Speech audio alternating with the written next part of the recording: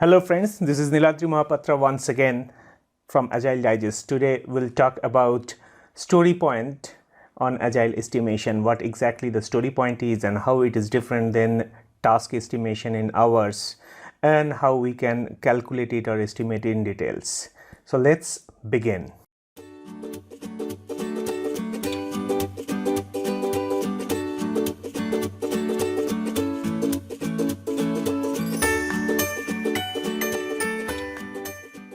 So the very first, we like to know what exactly the story point is. So from the text, what you can see, Agile estimation for user story is an art of categorizing stories in different relative sizes based on these 5 factors, and this is what we call a story points. So these are the 5 factors: complexity, business value, risk, amount of work, and dependencies. Combinedly, all together, these factors you need to check, you need to think about to calculate or say what exactly the story point will be.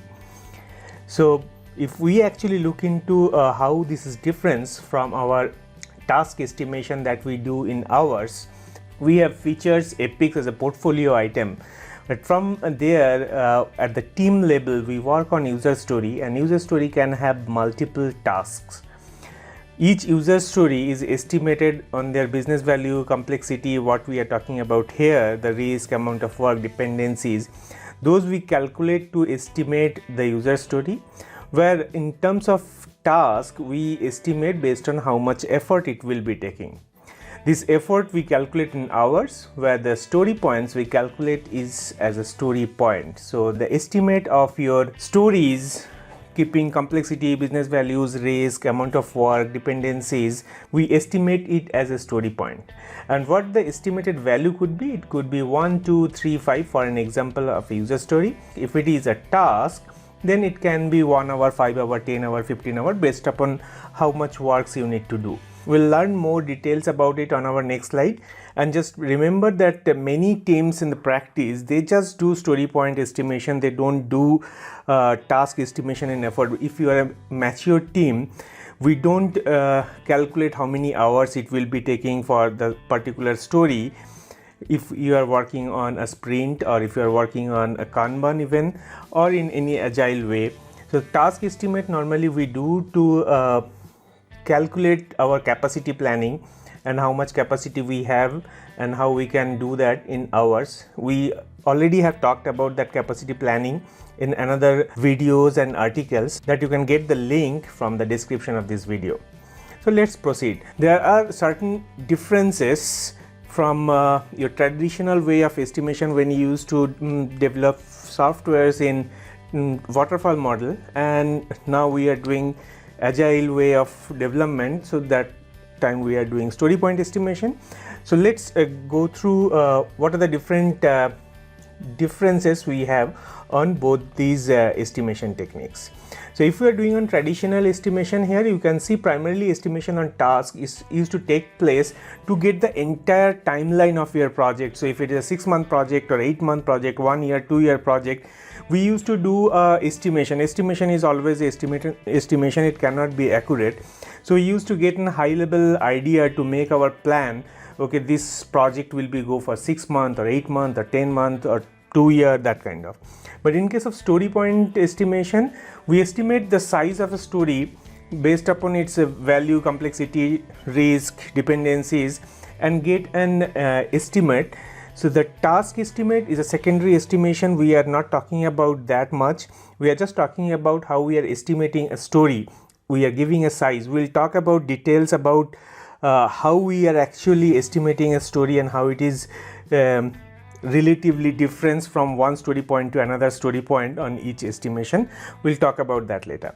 The second difference we have is estimate to get the timeline to complete the entire project. Yes, but in Agile what we do is estimate to plan how much value or complexity we can deliver in a single sprint or in a single iteration. It's a 2 weeks or 3 weeks based on your sprint duration. We check, okay, these many of story points we have, but within that sprint duration, how many story points we can estimate, we can get that. We don't estimate to get total timelines, how much it will be taking for these story points. The next one is we estimate the development, testing and other efforts separately for any functionality. So if we have any jobs to do, we find out how many total development effort, total testing effort, total your UAT effort or analysis effort, documentation effort, that we estimate the efforts and make a plan.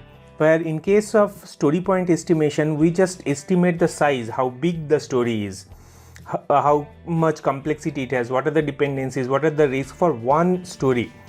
So again, what exactly the story is and what is the difference from a story and a full project requirement, you can get it if you follow the another article we have of understanding user story. I'll be making another video on understanding user story in details, but for now just assume user story is just a small requirement that have a potential value to increment the existing application or the proposed application. So each user story is as small as a requirement can be, a single small piece of requirement that have a value. So here actually we estimate the size of the story to keeping in mind the total effort with its risk, dependencies and other factors. So definitely you also look about how much work you need to do, but not only that, you also look into the dependencies or the risk or the complexity it has. Now the another one is for traditional estimation, we estimate absolute value in hours of days and give an estimate, okay, this is a 5 months project, a 10 months project. But in story point estimation, we always estimate a relative size, and if you have multiple stories in your product backlog or sprint backlog, we at the time of estimation we estimate 5 or 8 or 13 or 1 or 2. So those are relative difference of each and every story points of each stories, and we estimate in that way. We don't say this project will take for 2 months or 5 months, because in Agile we actually keep on doing our development sprint by sprint, and we always develop the high priority stories first, and after 6 months or 7 months, whatever the project budget is, we see, okay, after we have a budget of 13 sprints, let's see how much we can complete, and you actually leave all the less priority or nice to have kind of request for the later stage of your sprint. So that way you do the high level estimation, but the story point estimation is very much limited to one story.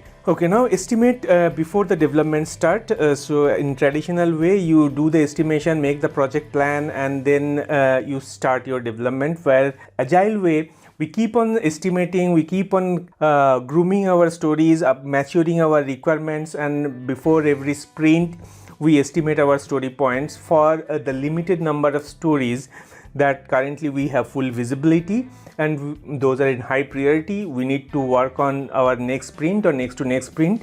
In that way we keep on estimating it till the time we are developing. So for an example, I am estimating some stories, those will be potentially coming for sprint 5. So at the time of execution of sprint 5, I will do estimation for some future stories, those will be coming on sprint 6 or sprint 7. So that way we go. Another one is estimate. We do the estimate in traditional way to create plan of schedule, and development is plan driven. So here whatever the development we do, that is based on whatever we plan, and that plan actually came from a schedule. The schedule was derived from the estimate we have. But in story point estimation, when we are working on Agile, we estimate to identify the value, and the development is value driven. We find out what is the real value of that particular stories based on the dependencies and their risk and the complexity, the dependent stories progress. We keep on plan our sprint by sprint. So every 2 weeks or 3 weeks we plan based on whatever we have estimated, prioritize, and the resolved dependencies we have. So that way we do. Next one, we'll talk about estimates of absolute number of times. So have high chances to miss the estimate. So even if you have planned for a 6-month project, it's very likely that it may deviate from that 6 month, it may go to 7 months, or you may be able to complete in 5 months or 5.5 months. So that estimation, there is a very big chances of deviate of what exactly you estimated, because you don't have that much of visibility after 6 months what exactly currently you are seeing. You don't know what will be the upcoming dependencies, risk or complexity may arrive. But in Agile, we identify the value in a range in Fibonacci number. So what we do, we just give a relative number based on those factors that I talked about, and it's very less chances that we deviate from the estimated business value. Now when we estimate in traditional way, there are panel of technical experts, the architect and the other subject matter experts, they involved and estimate that hours for future project that will be working on. At that point of time, they don't know who will be working on that, how many resources they will be working on. They just estimate in man hours and give a estimated timeline. But in Agile, the development team, the developer, testers, they participates on estimating a story points. They also participate to estimate the task if they are estimating on hours at the time of sprint planning. So the primarily the Scrum Master or product owner or the subject matter experts, they don't actively participate on estimating a story point. The developer, testers can take inputs from different subject matter expert or architect to find out if there is any related dependencies or risks are there. So now in this picture we'll see the difference how we actually derived the story points and how a story points looks like. So in the traditional way, if you see, we have the functionality of different size, and based on those functionality size we estimate in 5 hours, 14 hours or 19 hours.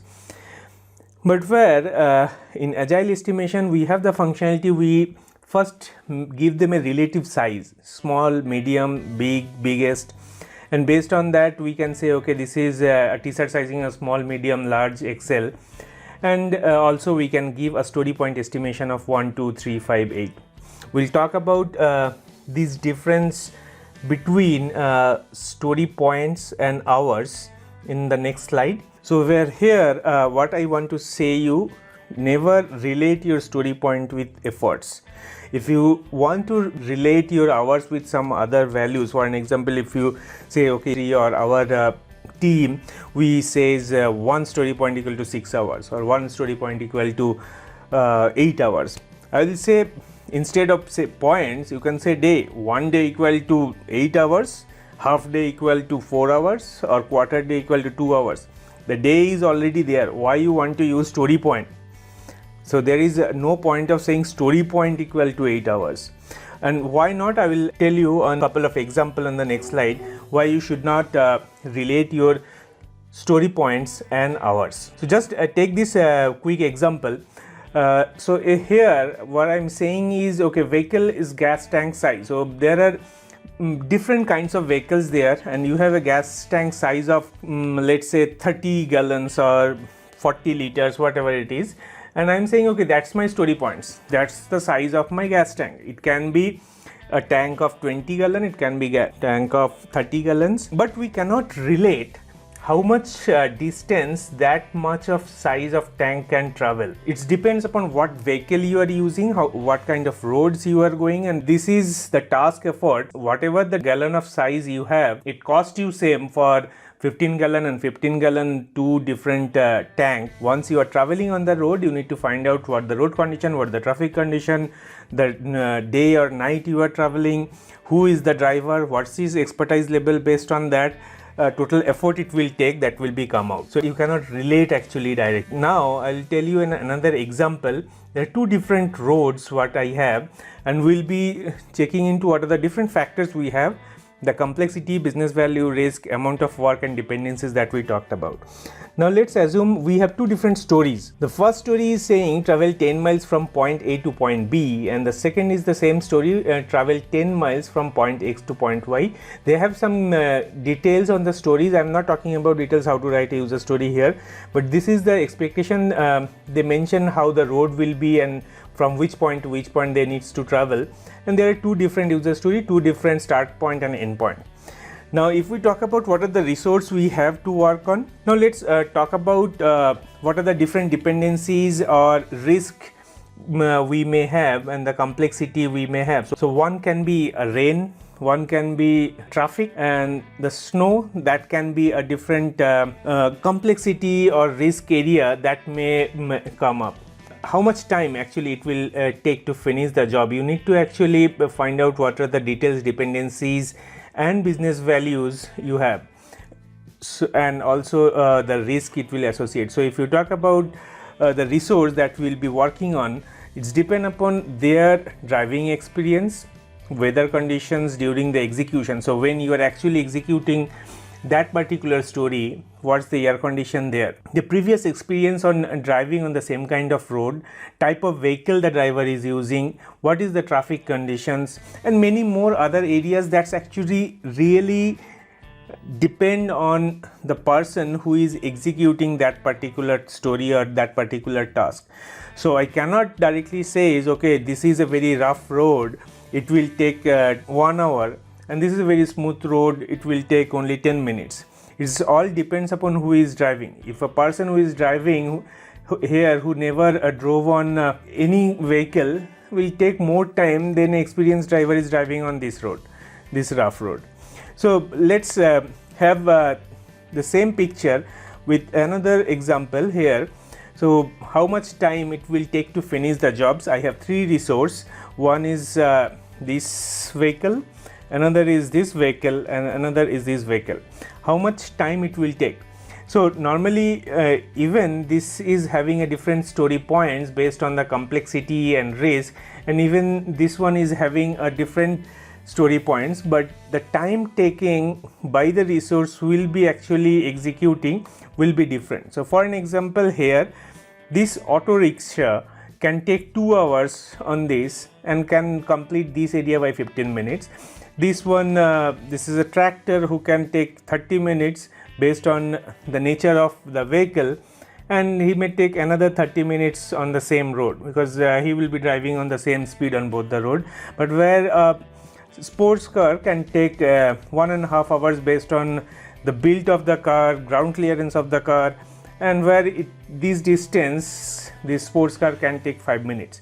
So same story points, the output, the business value will be same, but the time taken is varies from who is actually working on that particular story. And along with that, there will be a couple of dependencies we'll be having, and the individual driving capabilities on rain, individual driving capabilities on traffic, individual driving capabilities within snow.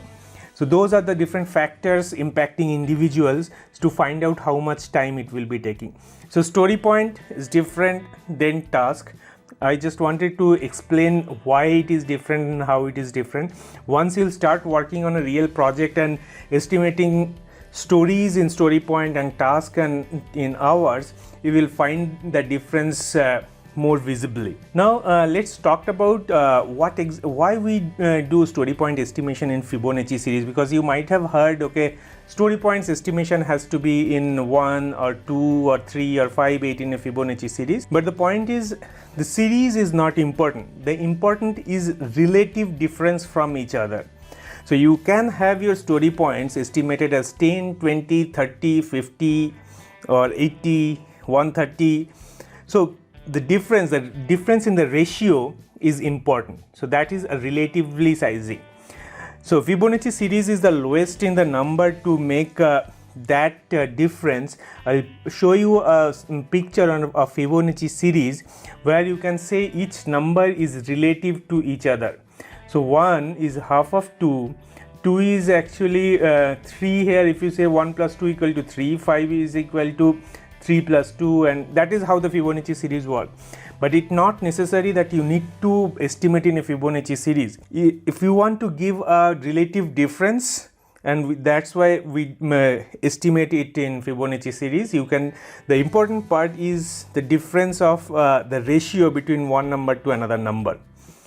Now you can also do an estimate on T size where you say XXS or XS or S, medium, large, extra large, where you actually visually keep a difference within their ratio and keep that value. So Fibonacci series we use because that's very useful to count on different metrics, because we need some numbers to do our metrics and reporting, where if you are using X or L or M, it will be hard to cumulative that data. Now here we talk about the relative sizing, let me try to explain that. Okay, there are two containers that can contain water, so it's very hard to say what exactly the amount of difference of this container and this container's water, but we can very easily say relatively which container can consume more water and which container can consume less water.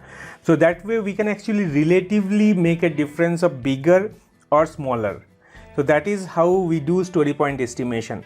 When you do a story point estimation using some techniques of planning poker or anything, in that time also you actually relate your existing story that you have estimated, and this story that currently you are estimating is bigger or smaller than that.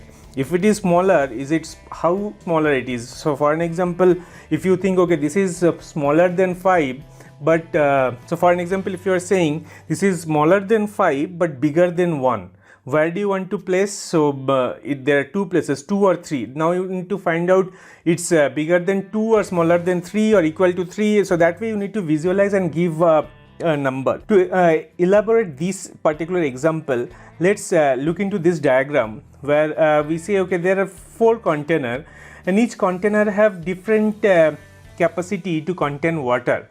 So we'll not be giving any number particularly, okay, this is 5 gallon or this is for 1 gallon, this is half gallon or this is quarter gallon kind of, but we can say, okay, this is the largest one, this is comparatively larger than the glass and smaller than this big container and this wine glass is the smallest here. So we can give a different numbers based on the relative sizing. So there may be 2 other containers, those can have 2 or 1. Just to give you an idea of relatively how those are small and bigger, I'm just saying this how we can estimate a story point. So assume this is the total value of stories based on its total value and its dependencies, associated dependencies and risk.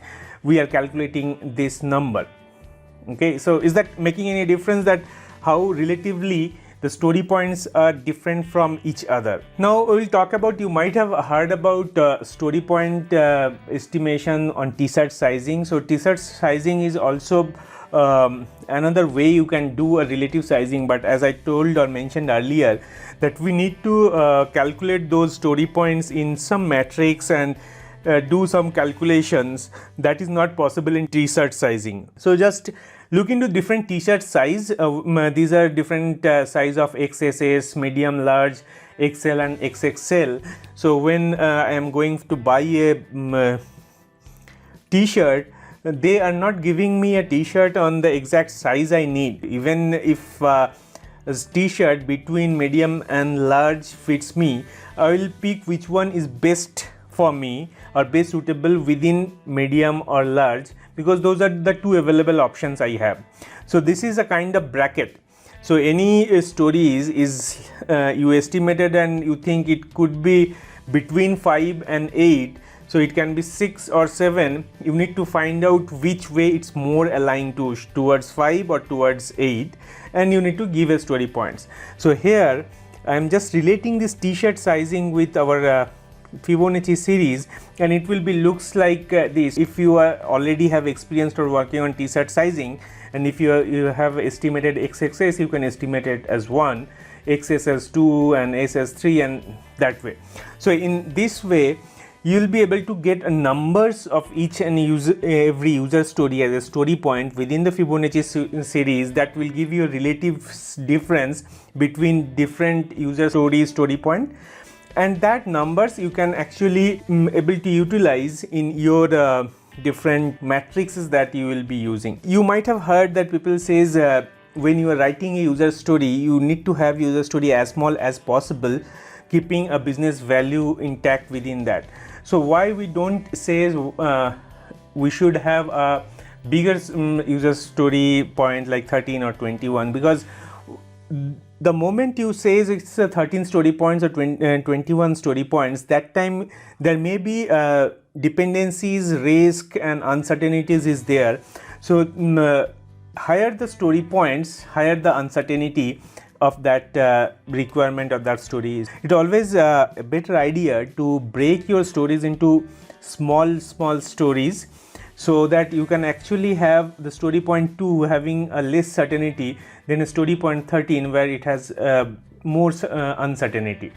So the uncertainty of completion, uncertainty of impacted by the risk and dependencies is high if the story point is high. If there is no dependencies, no risk, or you already have identified the dependencies and you already have found a mitigation of the risk, then your story point definitely will be low. Higher your story point is, just remember the chances of completing the stories are comparatively higher than the smaller user story. Now we'll talk about a few estimation techniques that we do on to estimate a story points. So there is one something called complexity bucket. So that's different complexity bucket estimation that I have covered in another video. You can look into the channel, or I will attach the link within this description to find out what exactly the complexity bucket estimation is. And this is actually not that much popular, but still in use within few practices. The most popular is a planning poker, and that is very much utilized within most of the organizations, and many people know what exactly planning poker is and how we estimate it. There are other techniques also, those are called Delphi or wild band Delphi. Those are nowadays is not that much popular in software development industry. So this planning poker, you can actually watch another video how we do planning poker to estimate our story points to get into details. This is the link where you can go in. I will attach this link in the description as well. So I am not giving much details on planning poker on this particular video. This particular video is tend to give you an understanding of relative difference and what exactly the story point is. Now we'll talk about a few metrics that I will be covering details in other video, but these are the metrics: commitment, reliability, where you actually says how many story points you have committed and how many you have completed, to find out what exactly is stopping you to fulfill your commitment, and you get a chance to dig into to find out what are the challenges you are having or risk you are having, that you may resolve it before you start the sprint or in a different way, so that you complete all the stories that you are committing. So it's not to gauge your performance, is to gauge your what are the roadblockers you are facing to not able to complete your all the commitment. The another is scope change, how many story points you have committed, in between you are dropping something, or in between you are inserting another story points. So it depends upon how much that difference is. So it's easy to accommodate one story pointer story, because that will be very small story. But if you are also able to accommodate 2 8-pointer story, that means your commitment still have some areas that you are not actually fulfilling at the time planning. There are many more benefits of having this scope change metrics that we'll cover in another video. Yeah, the other metrics you can actually do on a backlog health to find out what exactly your velocity is and what's organization standard to keep your backlog health, and how much is groomed and how much is not groomed. That's also calculate from your story points. We'll cover that also on another video when we'll be covering the metrics of all sprint and Kanban. Another way you can have a velocity trend, like what's your velocity is, what's your average velocity is, and how it is varying. That also calculated on story points, sprint by sprint. There can be many more other metrics that are based on story points or not on some other units. We'll talk about that in a different video. So we are done. If you have any questions, you can write your comments on the on this video. You can also write a comments on this link that I'll be attaching in the descriptions, and you can give your all questions, doubts, or just give your comments. I like to respond to you back as soon as possible. Thank you. Thanks all for watching. This is Niladri Mohapatra. All the links I have mentioned, I will be attaching them in the description below. We'll see you on next video. Don't forget to subscribe here, and go to our website and see what are the upcoming videos and articles are coming. Thanks once again. Have a wonderful day. Bye bye.